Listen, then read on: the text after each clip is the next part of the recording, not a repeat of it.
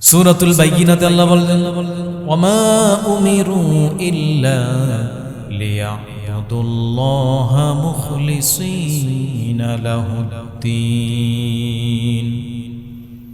আল্লাহ তাআলা বলেন, আল্লাহ তাআলা আদেশ করেছেন তারা যেন শুধুমাত্র একনিষ্ঠভাবে আল্লাহর জন্য আনুগত্য করে ইবাদত করে। সূরাতুল বাইয়িনাতে দ্বীন শব্দের অর্থ হচ্ছে আনুগত্য।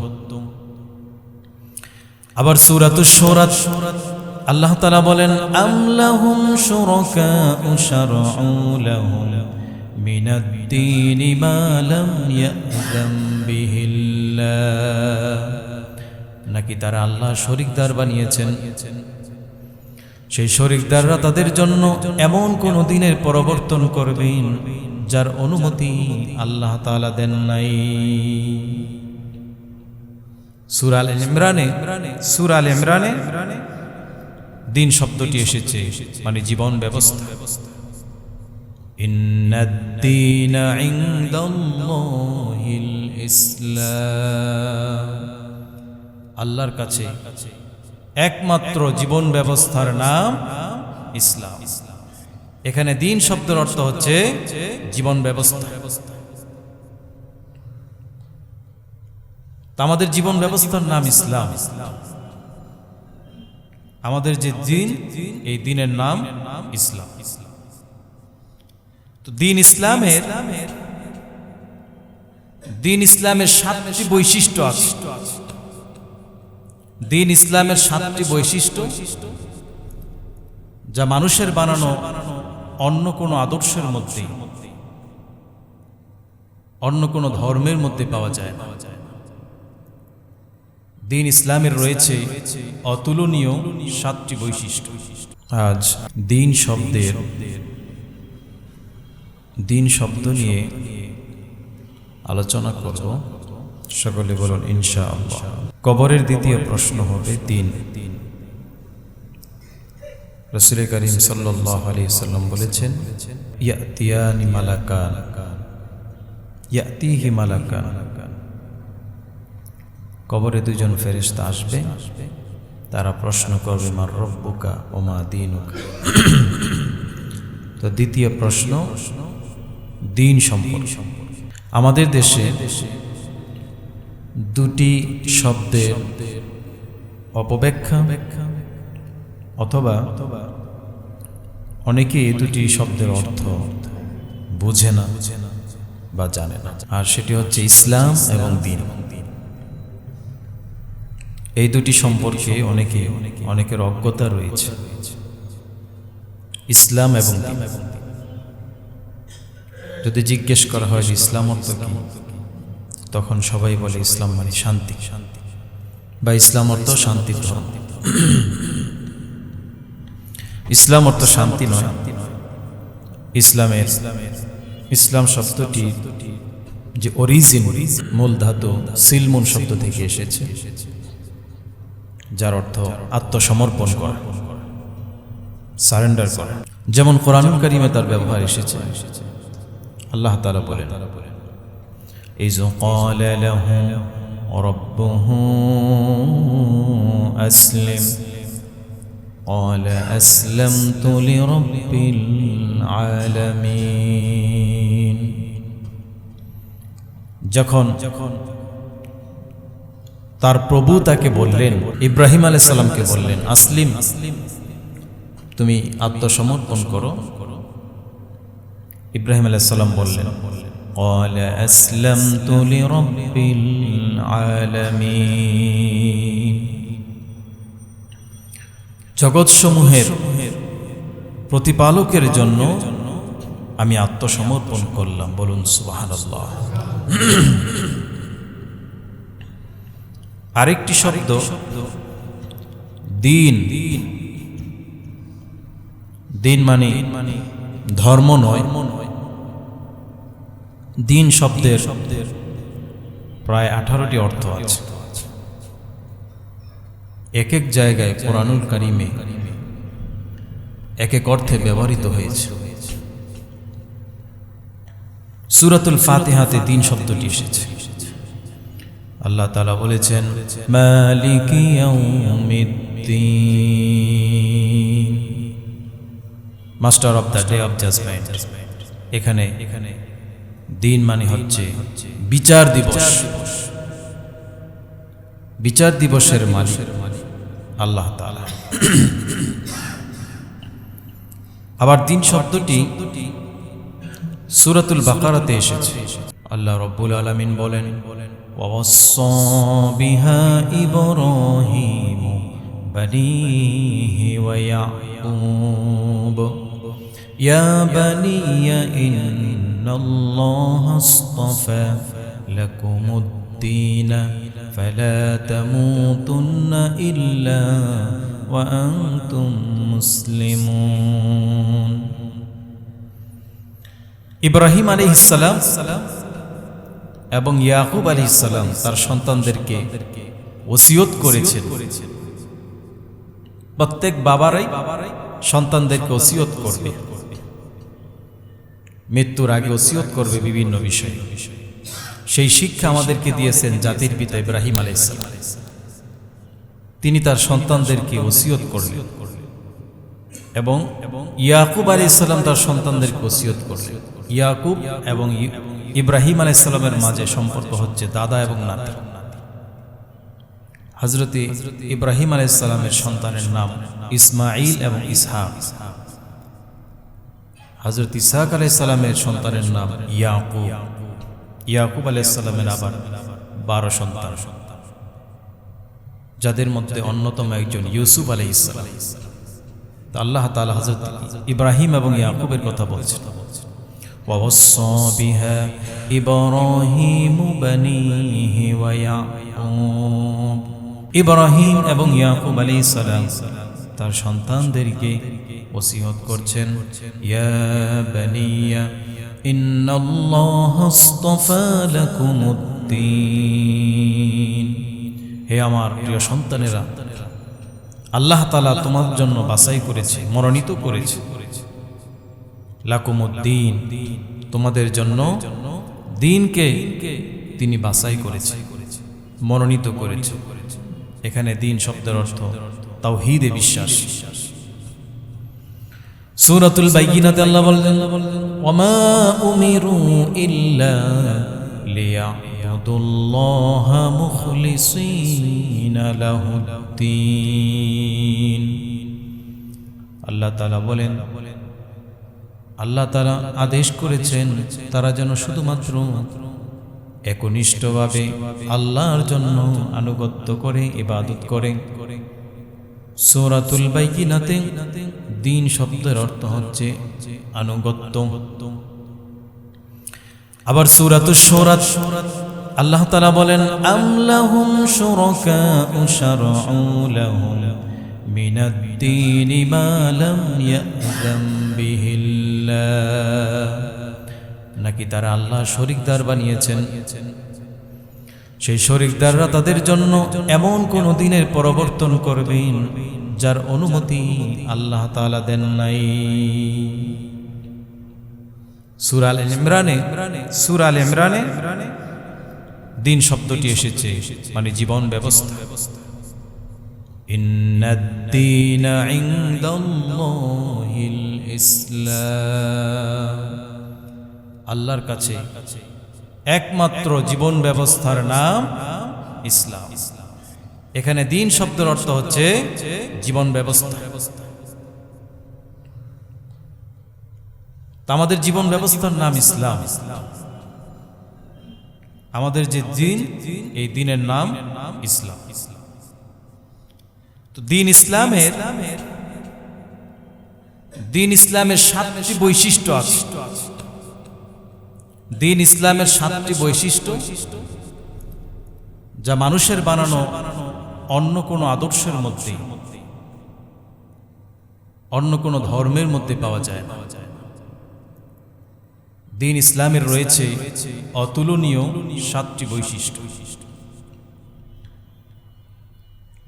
দ্বীন ইসলামের প্রথম বৈশিষ্ট্য, এই দ্বীন আল্লাহর দেওয়া দ্বীন। এই জীবন ব্যবস্থা আল্লাহর দেওয়া। আমরা যে দিন ফলো করি ইসলাম, এই জীবন ব্যবস্থা আল্লাহর দেওয়া।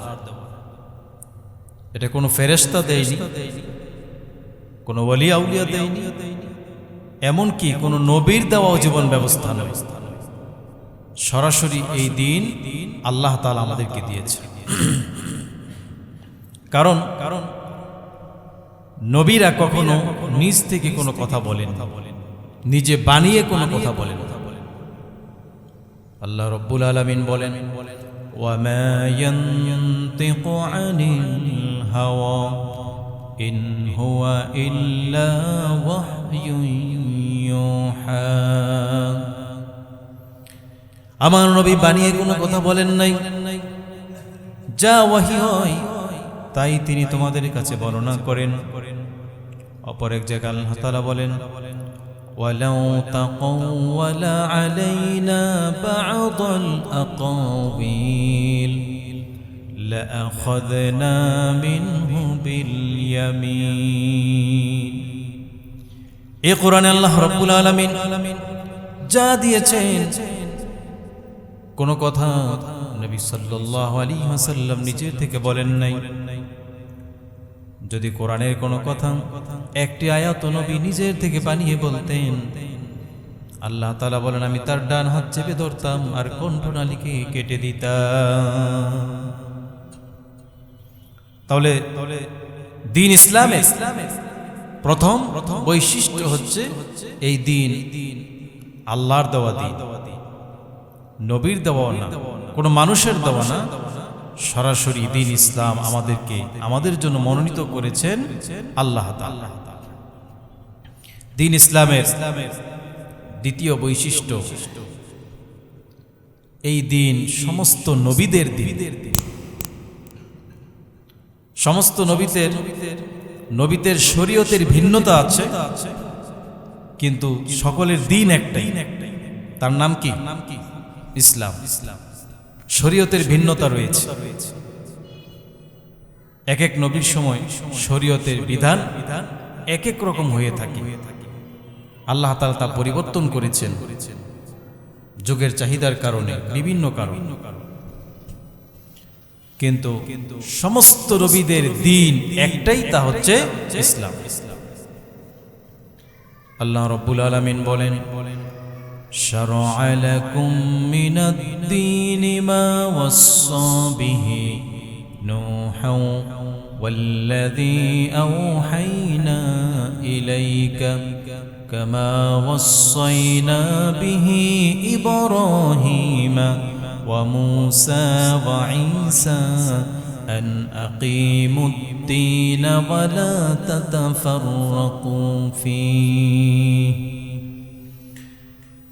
আল্লাহ তাআলা বলেন, তোমাদের জন্য বিধিবিধান করে দেওয়া হয়েছে আল্লাহর দ্বীনকে, যেভাবে করে ইব্রাহিম, মুসা, ঈসা, নূহ আলাইহিস সালাম তাদের জন্য এই দ্বীনকে বিধান করে দেওয়া হয়েছিল।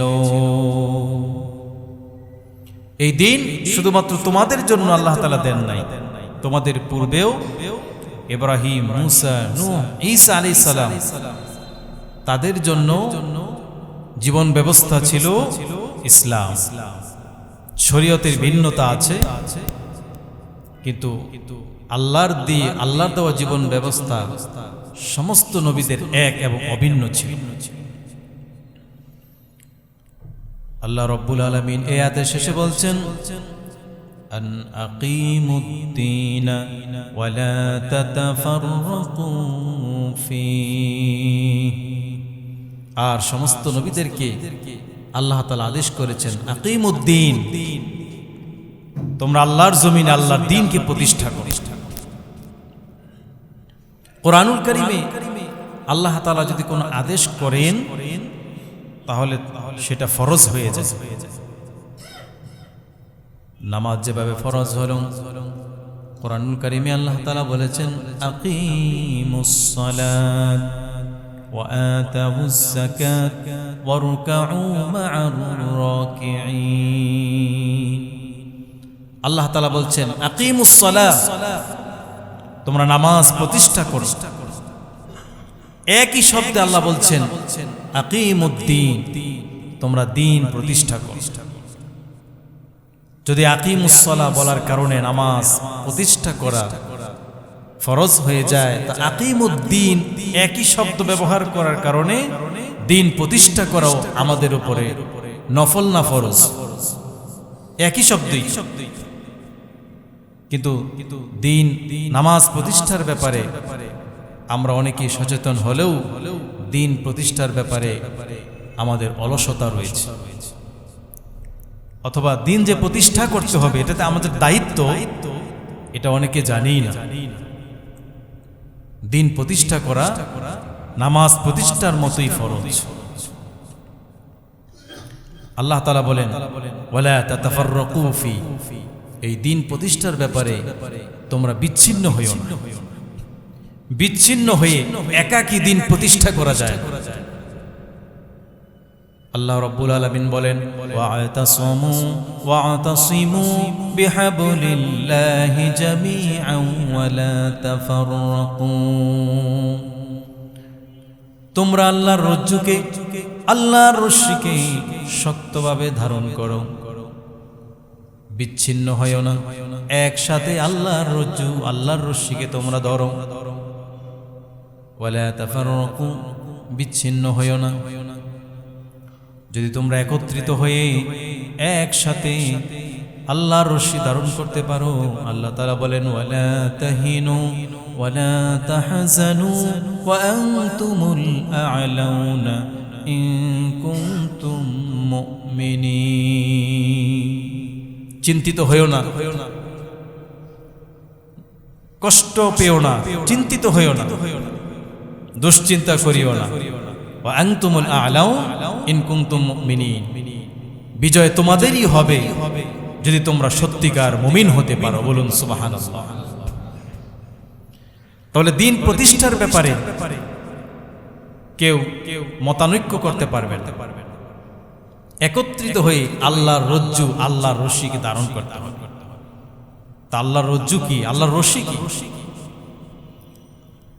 নবী করিম সাল্লাল্লাহু আলাইহি সাল্লাম বলেন ইন্না হাযাল কুরআনা হাবলুল্লাহ ওয়ান নূরুল মুবিন, এই কোরআনই হচ্ছে আল্লাহর রশি, যার এক প্রান্ত দুনিয়াতে আরেক প্রান্ত জান্নাতে। যে রশি ধরবে আল্লাহ তাআলা টান দিয়ে তাকে জান্নাতে নিয়ে যাবে। বলুন সুবহানাল্লাহ।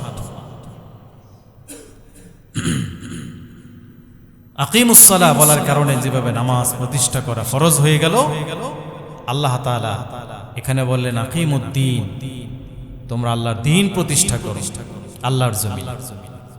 আর সে ব্যাপারে তোমরা মতানৈক্য করিও না। একাকী দিন প্রতিষ্ঠা করা যায়। একাকী কেউ যদি বলে যে আমি একাকী দিন প্রতিষ্ঠা করে ফেলবো, সেটা হয় না। মুসলমান সংগঠিত হয়ে, ইউনাইটেড হয়ে, একত্রিত হয়ে, অর্গানাইজ করে তারা দিন প্রতিষ্ঠা করে, সে ব্যাপারে তারা বিচ্ছিন্ন হবে। আর মুসলমান যদি ঐক্যবদ্ধ হয় আল্লাহর জমিন, আল্লাহর দিন প্রতিষ্ঠা করার জন্য, তাতে সবচেয়ে বেশি কষ্ট পাবে মুশরিকেরা। পরের আয়াত আল্লাহ তাআলা এই কথা বলছে কাবুরা আলাল মুশরিকিনা মা তাদউহুম ইলাইহি, মুশরিকদের কাছে এটা খুব কষ্টকর। মুসলমানেরা একত্রিত হয়ে তারা আল্লাহর জমিন, আল্লাহর দ্বীন প্রতিষ্ঠা করবে, এটা মুশরিকরা মেনে নিতে পারে না, তাদের জন্য খুবই কষ্টকর। এজন্য বিভিন্ন ভাবে আমাদেরকে বিচ্ছিন্ন করতে চায়, বিভিন্ন স্লোগান দিয়ে, বিভিন্ন দলে আমাদেরকে বিভক্ত করে, যেন আমরা একত্রিত হতে না পারি। যেভাবে ব্রিটিশের আমাদেরকে বিভিন্ন দলে বিভক্ত করেছিল, ডিভাইড অ্যান্ড রুলসের নামে, মুশরিকেরাও আমরা যেন ঐক্যবদ্ধ হতে না পারি, এজন্য তারা আমাদেরকে বিভিন্নভাবে বিচ্ছিন্ন করে রাখে। আর ঐক্যবদ্ধ হলে আল্লাহর জমিনে আল্লাহর দ্বীন প্রতিষ্ঠিত হবে। এজন্য আল্লাহ তাআলা বলছেন আকিমুদ্দিন, তোমরা দ্বীন প্রতিষ্ঠা করো। নামাজ প্রতিষ্ঠার জন্য চেষ্টা করি, কিন্তু দ্বীন প্রতিষ্ঠার জন্য চেষ্টা করি। এটা যে আমাদের উপর ফরজ, এটাও অনেকে জানে। তাই নিজেকে নিজে প্রশ্ন করি যে দিন প্রতিষ্ঠার জন্য আমি কি কাজ করছি,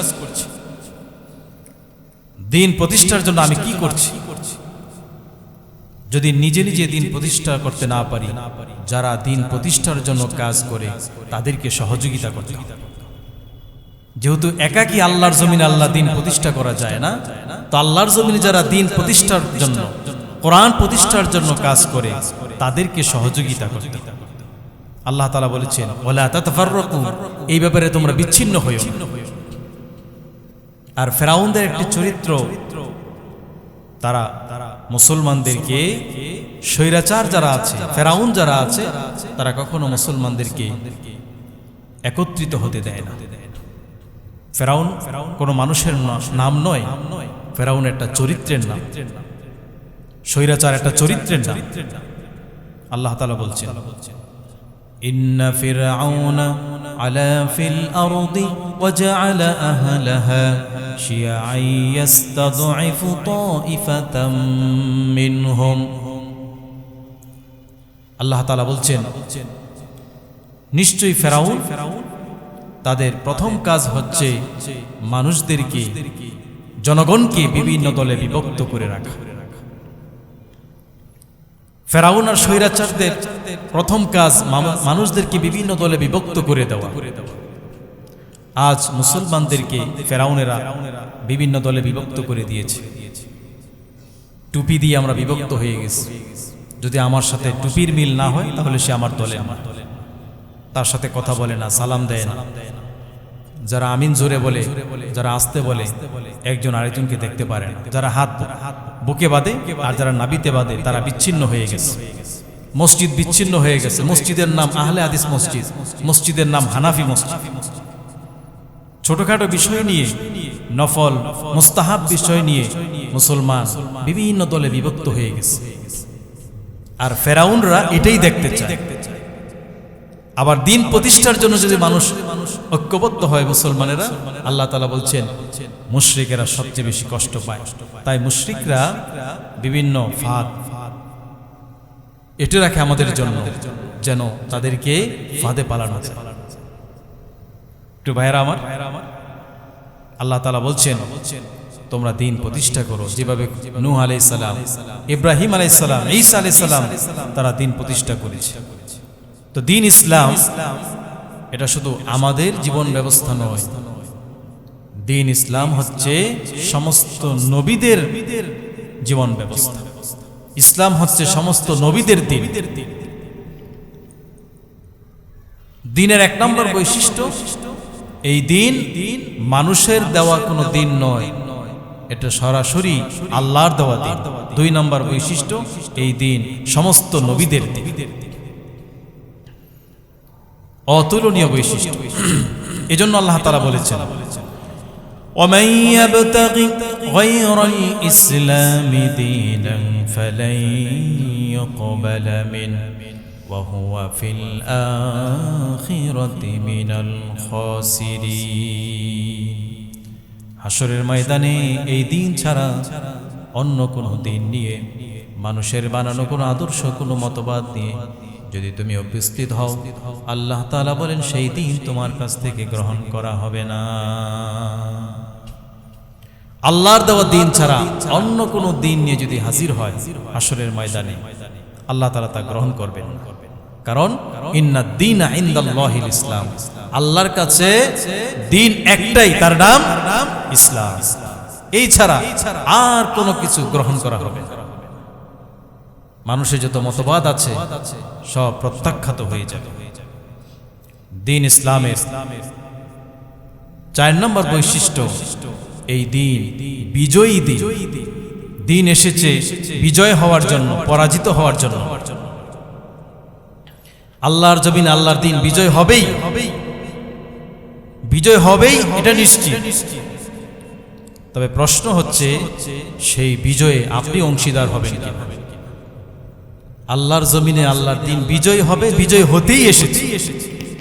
আল্লাহ তাআলা বলেছেন হুয়াল্লাযী আরসালা রাসূলাহু বিল হুদা ওয়া দীনিল হক লিইয়ুযহিরাহু আলাদ-দীনি কুল্লিহি ওয়ালাউ কারিহাল মুশরিকুন। তিনি সেই সত্তা যিনি তার রাসূলকে দ্বীনে হক সহ প্রেরণ করেছেন। লিইয়ুযহিরাহু আলাদ-দীনি কুল্লিহি, পৃথিবীতে মানুষের বানানো যত মতবাদ আছে, দ্বীন আছে, ওই মতবাদের উপর এই দ্বীনকে আল্লাহ তাআলা বিজয়ী করার জন্য দ্বীনে হক এবং কোরআন সহ তিনি তার রাসূলকে প্রেরণ করেছেন সমস্ত মানুষের তন্ত্রমন্ত্রের মাঝে এই দ্বীন ইসলামকে বিজয়ী দেওয়ার জন্য।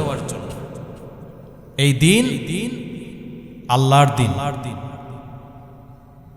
ফি দীনিল্লাহ ইযা জা নাসরুল্লাহি ওয়াল ফাত ওয়া রাআইতান নাসা ইয়াদখুলুনা ফি দীনিল্লাহ। দীনিল্লাহ মানে কি? আল্লাহর দ্বীন। দ্বীন আল্লাহ তাআলা দিলেন, দ্বীন আল্লাহ। আবার আল্লাহ তাআলা নিজেই ঘোষণা করলেন যে এই দ্বীন সমস্ত তন্ত্র মন্ত্রের মাঝে মানুষের বানানো যত জীবন ব্যবস্থা আছে তার মধ্যে ইসলাম বিজয়ী হবে। আর বিজয়ী হওয়ার জন্যই আল্লাহ তাআলা দ্বীনকে পাঠিয়েছেন। সুতরাং ইসলামকে যারা পরাজিত করতে চায়, ইসলাম বিদ্বেষী যারা আছে, ইসলাম বিরোধীরা যারা আছে, তারা জেনে রাখো এই দিন বিজয়ী হবে। এই ঘোষণা কোনো মানুষের নয়, এই ঘোষণা স্বয়ং আল্লাহ তাআলা। সুতরাং দ্বীন ইসলামকে পরাজিত করতে পারে এমন কোন শক্তি পৃথিবীতে ছিল না, কিয়ামত পর্যন্ত থাকবে না। কি বলেন, ঠিক না ঠিক? বরং যারা দ্বীন ইসলামের বিরোধিতা করেছে তারাই শেষ হয়ে গেছে, তাদের নামও আজ ইতিহাসে নাই। যদিও আছে, মানুষ ঘৃণা ভরে তাদেরকে স্মরণ করে। যারা ইসলামকে, আল্লাহর দ্বীনকে পরাজিত করতে চায় তারা দেশ থেকে পালিয়ে যায়, কিন্তু দ্বীন ইসলাম এবং ইসলামপন্থীরা এদেশে ছিল, আছে এবং কিয়ামত পর্যন্ত থাকবে। দ্বীন ইসলামের যারা বিরোধিতা করে তারা থাকে না, তারা হারিয়ে যায়, পালিয়ে যায়, কিন্তু ইসলামপন্থীরা আছে, থাকবে, কিয়ামত পর্যন্ত থাকবে। যেভাবেই থাকবে। তাদের সামনে শত বাধা, চোখের সামনে দেখছে একের পর এক ফাঁসি হয়ে যাচ্ছে, চোখের সামনে দেখছে গুম হয়ে যাচ্ছে, চোখের সামনে দেখছে কারারুদ্ধ হচ্ছে, তারপর তারা এই দেশেই ছিল, এই দেশেই থাকে, পলায়ন করে না। কারণ তারা আল্লাহর দ্বীনকে আল্লাহর জমিনে বিজয় করার জন্য কাজ করে। যারা দ্বীন ইসলামের জন্য কাজ করে তারা পালায় না, তারা ভয় পায় না।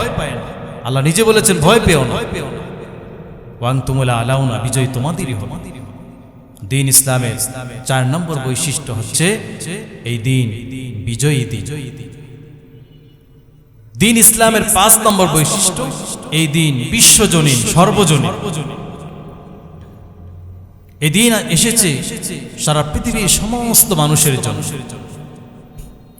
আল্লাহর দেওয়া যে কোরআন, এই কোরআন কোনো ব্যক্তির নয়, কোনো ভূখণ্ডের নয়, কোনো সংগঠনের নয়। ইভেন আমরা মুসলমান, আমরাও বলতে পারবো না যে কোরআন শুধু আমাদের। আল্লাহ তাআলা বলেছেন, হুদাল্লিন নাস, এই কোরআন এসেছে বিশ্ব মানবতাকে পথ দেখানোর জন্য। সারা পৃথিবীর মানুষের জন্য কোরআন এসেছে। এজন্য আল্লাহ তাআলা তার নাম দিয়েছেন রব্বুল আলামিন। তিনি সমস্ত যত জগৎ আছে, জগৎ সমূহের রব। তিনি বলেন নাই যে আমি মুসলমানদের রব শুধুমাত্র একটা আলাদা একটা ভূখণ্ডের রব বলেন নাই, আলাদা কোনো একটা জায়গার রব বলেন নাই। রব্বুল আলামিন, পৃথিবীতে যত জগৎ আছে, আমরা যা দেখি আর না দেখি, সমস্ত জগৎ সমূহের রব আল্লাহ তাআলা। এই দ্বীন ইসলাম সর্বজনীন, সবার জন্য এসেছে।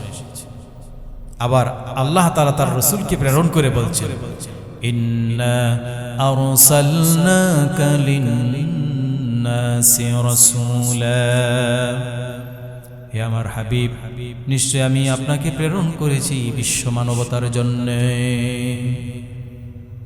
এজন্য আপনি ঘোষণা দেন, কুল ইয়া আইয়ুহান নাসু ইন্নী রাসূলুল্লাহি ইলাইকুম জামিআ। আপনি ঘোষণা দিন, হে মানব সকল, নিশ্চয় আমি তোমাদের জন্য রাসূল হিসাবে প্রেরণ করেছি। আল্লাহ রাসূল সাল্লাল্লাহু আলাইহি সাল্লাম সম্বোধন করেছেন ইয়া আইয়ুহান নাস, হে মানব সকল। সমস্ত নবীরা, অতীতের সমস্ত নবীরা তার উম্মতদেরকে অ্যাড্রেস করেছেন, সম্বোধন করেছেন এই কথা বলে, হে আমার জাতি। কিন্তু আল্লাহ রাসূল সম্বোধন করেছেন হে মানব সকল, কারণ তিনি বিশ্ব মানবতার রাসূল হিসেবে এসেছেন। ওমা আরসালনাকা ইল্লা রাহমাতাল লিল আলামিন, গোটা বিশ্ববাসীর জন্য তিনি রহমত হিসেবে এসেছেন। তাহলে এই দিন ইসলাম সর্বজনীন, এই দিন ইসলাম বিশ্বজনীন, সবার জন্য এসেছে। দিন ইসলামের 6 নম্বর বৈশিষ্ট্য হচ্ছে এই দিন ইসলাম বৃদ্ধি এবং হ্রাস করা যায়। দিন ইসলাম বাড়ানো যায় না, কমানো যায় না, এটাকে আল্লাহ তাআলা পরিপূর্ণ করে দিয়েছে। দিন ইসলামে যে যদি কেউ ইনক্রিজিং ডিক্রিজিং করে, বৃদ্ধি করে বা হ্রাস করে, তাহলে সে হলো বেদাতি, সে দিনের মধ্যে নতুন কিছু নিয়ে আসলো।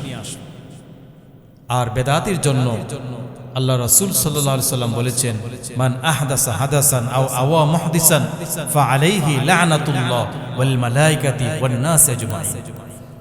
যে ব্যক্তি বেদাতি, দিন ইসলামে নতুন কিছু নিয়ে আসলো এবং তাতে কিছু হ্রাস করলো অথবা বৃদ্ধি করলো, আল্লাহ রাসূল সাল্লাল্লাহু আলাইহি সাল্লাম বলেন তার উপরে আল্লাহর লানত, সমস্ত মানুষদের লানত এবং সমস্ত ফেরেশতারা তাকে লানত করে। বলুন নাউযুবিল্লাহ।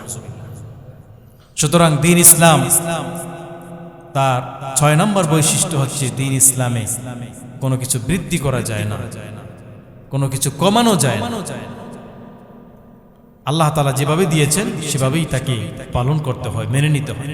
দিন ইসলামের সর্বশেষ 7 নম্বর বৈশিষ্ট্য হচ্ছে এই দিন পরিপূর্ণ জীবন ব্যবস্থা। এই দিন পরিপূর্ণ জীবন ব্যবস্থা। বিদায় হজ্জে আল্লাহ তাআলা বলেন, আল-ইয়াওমা আকমালতু লাকুম দীনাকুম ওয়া আতমামতু আলাইকুম নি'মাতি ওয়া রাদিতু লাকুমুল ইসলাম দীনা। আজকের দিনে আমি তোমাদের জন্য তোমাদের দিনকে, জীবন ব্যবস্থাকে পরিপূর্ণ করলাম। আজকের দিনে পরিপূর্ণ করে দিলাম, আমি আমার নিয়ামতকে পরিপূর্ণ করে দিলাম, সেই জীবন ব্যবস্থাকে পরিপূর্ণ করলাম, তার নাম ইসলাম। তো দিন ইসলাম পরিপূর্ণ জীবন ব্যবস্থা, তাতে কমানো বাড়ানো কোনো সুযোগ নাই। বিদায় হজ্জে আল্লাহ তাআলা আয়াত নাজিল করে জানিয়ে দিলেন যে আমি আজকের দিনে তোমাদের জন্য দিনকে পরিপূর্ণ করলাম এবং তোমাদের জন্য ইসলামকে আমি সিলেক্ট করেছি। এই জীবন ব্যবস্থা গ্রহণ করে নিতে হবে। এজন্যে দিন ইসলামে আংশিক প্রবেশ করা যায় না, আংশিক মুসলমান হওয়ার সুযোগ নাই, আংশিক ইমানদার হওয়ার কোনো সুযোগ নেই। দিন ইসলামে প্রবেশ করতে হয়, মেনে নিতে হয় পরিপূর্ণভাবে। আল্লাহ রাব্বুল আলামিন বলেন, ইয়া আইয়ুহাল্লাযীনা আমানু দুখুলু ফিস-সিলমি কাফা ওয়া লা তাত্তাবিউ খুতুওয়াতিশ শাইতান। হে ঈমানদারেরা, তোমরা দিন ইসলামে পরিপূর্ণভাবে প্রবেশ করো। আংশিক মুসলমান হওয়া যায় না। মুসলমান হবেন কিনা সেটা আপনার ইচ্ছা, কেউ আপনাকে বাধ্য করে নাই। আল্লাহ তাআলা বলেছেন, ফামান শাআ ফালইউমিন ওয়া মান শাআ ফালইয়াকফুর। তোমার মনে চাইলে তুমি ইসলাম গ্রহণ করো, মুসলমান হও, না হলে তুমি কুফরি করো। কেউ বাধ্য করে নাই, জোর করে কেউ আপনাকে ঈমানদার হতে বলবে না। আল্লাহ তাআলা বলছেন, জোর করে কাউকে মুসলমান বানানোর দরকার নেই। যার মনে চায় সে কুফরি করুক। কেউ যদি কুফরি করে ফেরেশতারা এসে বাধা দিবে না। কেউ যদি মুসলমান না হয় ফেরেশতারা এসে বাধা দিবে না। আল্লাহ তাআলা বলেন, মনে চাইলে তুমি ঈমান আনো, মনে চাইলে তুমি কুফরি করো, তোমার ইচ্ছা। কিন্তু তুমি যদি ইসলাম গ্রহণ করোই তো আংশিক গ্রহণ করার কোনো সুযোগ নেই। উদখুলু ফিস সিলমি কাফা, পরিপূর্ণভাবে ইসলামে প্রবেশ করো। এখন ইসলামকে শুধুমাত্র মসজিদে আমরা সীমাবদ্ধ করতে চাই, বাহিরে ইসলাম দেখতে চায়। অনেকেই বাহিরে ইসলাম দেখলে একটু ক্ষেপে যায়, একটু আধুনিক যুগে সব জায়গায় ইসলাম চলে নাকি? সব জায়গায় মুসলমানদের সব জায়গায় আল্লাহর নাম, মনে রাখবেন, সব জায়গায় আল্লাহর নাম থাকতে হবে। সব জায়গায় সব কাজে আল্লাহর নাম দিয়ে শুরু করে। যেই কাজে আল্লাহর নাম নেওয়া যায় না সেই কাজ মুসলমান করতে পারে। মসজিদে আমরা প্রবেশ করলাম, কার নাম নিয়ে প্রবেশ করছি? কি দোয়া পড়ছি? আল্লাহুম্মা আফতাহলি আবওয়াবা রাহমাতিক, আল্লাহর নাম নিয়ে প্রবেশ করলাম। আবার বের হওয়ার সময় কার নাম? আল্লাহুম্মা ইন্নী আসআলুকা মিন ফাদলিক, আল্লাহর নাম নিয়ে বের হলাম। আমরা যখন ঘুমাইতে যাই তখন আল্লাহর নাম। আমরা যখন ঘর থেকে বের হই বিসমিল্লাহি তাওয়াক্কালতু আলাল্লাহ। ইভেন স্বামী স্ত্রী যখন একসাথে ঘুমায় তখনও আল্লাহর নাম নিতে হয়। বিসমিল্লাহি আল্লাহুম্মা জান্নিবনা শাইতান ওয়া জান্নিবিশ শাইতানা মিম্মা রাযাকতানা। স্বামী স্ত্রী ঘুমানোর সময় আল্লাহর নাম নিয়ে ঘুমাইতে হয়, অনেকে জানেই না। এমনকি মুসলমান যখন টয়লেটে যায়, টয়লেটে প্রবেশ করার সময় কার নাম? আল্লাহুম্মা ইন্নী আউযু বিকা মিনাল খুবুসি ওয়াল খাবাইস। টয়লেটে আল্লাহর নাম নিয়ে যেতে হয়। বের হওয়ার সাথে সাথে আল্লাহর নাম। টয়লেট থেকে বের হইলাম, ডান পাও দিয়া সাথে সাথে আল্লাহর নাম। গফরানাক আলহামদুলিল্লাহিল্লাযী আযহাবা আন্নিল আযা ওয়া আফা। টয়লেটেও যদি মুসলমানদের আল্লাহর নাম থাকে, ঘুমানোর সময় আল্লাহর নাম, স্বামী স্ত্রী থাকলে একসাথে আল্লাহর নাম, মসজিদে আল্লাহর নাম নিয়ে আসতে হয়, ঘর থেকে বের হওয়ার সময় আল্লাহর নাম। কিন্তু মুসলমান এমন রাজনীতি করে বা এমন দল করে যেই দলের স্লোগানে আল্লাহর নাম নাই। এমন দল তো আমাদের দেশে নাই, না ভয় পাইতেছেন নাকি? মানে মুসলমান এমন দল করে যেই দলের স্লোগানে আল্লাহর নাম। স্লোগানে আছে অমুকের সৈনিক, অমুকের সৈনিক, জালো জালো আগুন জালো। মুসলমানদের স্লোগান হবে নারে তাকবীর। এটা কোন দলীয় স্লোগান নয়, মনে রাখবেন মুসলমান। নারে তাকবীর আল্লাহু আকবার, এটা মুসলমানদের স্লোগান। কারণ জন্মের সাথে সাথে এই স্লোগান আমার কানের মধ্যে রাসূল করিম সাল্লাল্লাহু আলাইহি সাল্লাম বলে দিয়েছেন।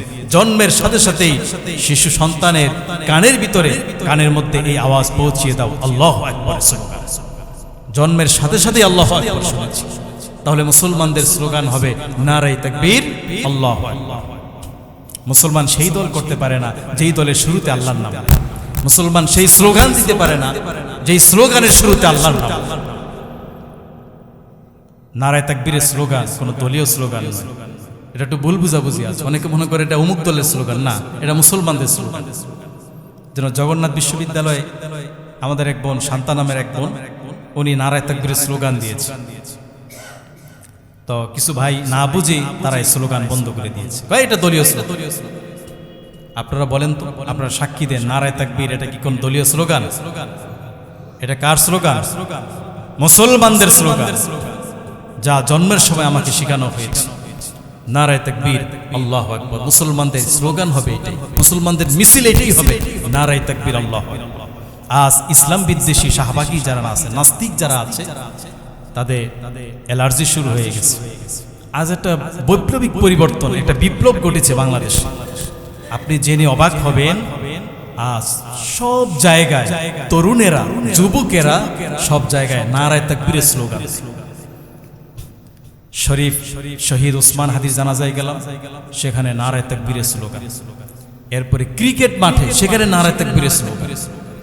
বিশ্ববিদ্যালয়গুলোতে জয়ী লাভ করে ইসলামপন্থীরা, সেখানে নারে তাকবীরের স্লোগান। মানে যেখানেই যায় সেখানেই তরুণেরা, যুবকেরা, ছাত্ররা নারে তাকবীর আল্লাহু আকবারের স্লোগান বেছে নিয়েছে।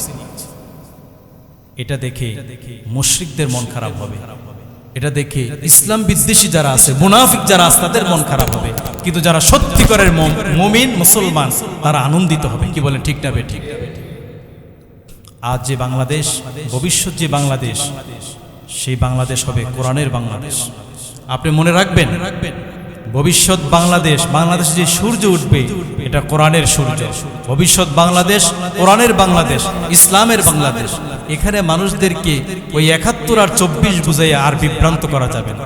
তরুণরা, ছাত্ররা আর এগুলো খায় না, কারণ তারা বাস্তব, তারা প্র্যাকটিক্যালি দেখতে চায়। আপনি সেই ওই ৭১-এর চেতনা নিয়ে আসবেন, চেতনা ব্যবসার দিন শেষ। কোরআন হাদিসের বাংলাদেশ, ইসলামের বাংলাদেশ। এখন তরুণ যুবকেরা তারা খুব সচেতন, এদেরকে আপনি টিকটক প্রজন্ম মনে করবেন। এই প্রজন্ম তারা খুব ভালো বুঝে কাকে নির্বাচন করতে হবে, কাকে বাছাই করতে হবে। তারা ইসলামের পক্ষে, এই প্রজন্ম ইসলামের পক্ষে, যুবকের ইসলামের পক্ষে। তাই আমরা বলতে পারি যে আগামী সূর্য উদয় হবে, যে সূর্য উদয় বাংলাদেশে, সেটা হবে ইসলামের সূর্য। তার সাথে আপনি থাকবেন কিনা আপনি সিদ্ধান্ত। ইসলামের বিজয় হবেই দেশে। এই দেশে শহীদ আল্লামা দেলোয়ার হোসেন সাঈদী রাহিমাহুল্লাহ, তাকে জিজ্ঞেস করা হয়েছিল, সাংবাদিকরা জিজ্ঞেস করেছে দেশের বাহিরে, যে ইসলামের জন্য উর্বর জমিন কোন দেশটাকে আপনি মনে করেন? তিনি বলেছে সারা পৃথিবী থেকে ঘুরে তিনি চিন্তা করে বলেছেন যে ইসলামের জন্য সবচেয়ে উর্বর জমি হবে আমার সোনার বাংলাদেশ। এদেশটাকে আমি ইসলামের জন্য সবচেয়ে উর্বর মনে করি। তিনি চলে গেছেন, শহীদ বরণ করেছেন, তাকে শহীদ করে দেওয়া হয়েছে, কিন্তু তার কথা রয়ে গেছে। আমরা তিনি যা বলে গেছেন সবকিছু আমরা দেখতে পাচ্ছি, মনে হয় যেন আজকেই বসে বলে গেছে। তিনি এমন কিছু কথা রেখে গেছেন তা বর্তমান সময়ের সাথে প্রত্যেকটা কথা অক্ষরে অক্ষরে মিলে যায়। তিনি বলেছেন উর্বর জমি, আমরা দেখতে পাচ্ছি বাংলাদেশ ইসলামের জন্য উর্বর। এদেশ ইসলামের বিজয় হবে, তবে আপনি সিদ্ধান্ত নেন, আপনি কি ইসলামের সাথে থাকবেন নাকি ইসলাম বিদ্বেষীদের সাথে থাকবেন? আপনি কি মুসলমানদের সাথে থাকবেন নাকি ইসলাম বিদ্বেষীদের সাথে থাকবেন? এই সিদ্ধান্ত আপনাকে নিতেই হবে। ইসলাম বিজয় হবেই হবে ইনশাআল্লাহ, কিন্তু হয়তো সেই বিজয় আপনি অংশীদার হবেন অথবা হবেন। আল্লাহ তাআলা আমাদেরকে সহিহ বুঝ দান করুন, আমিন।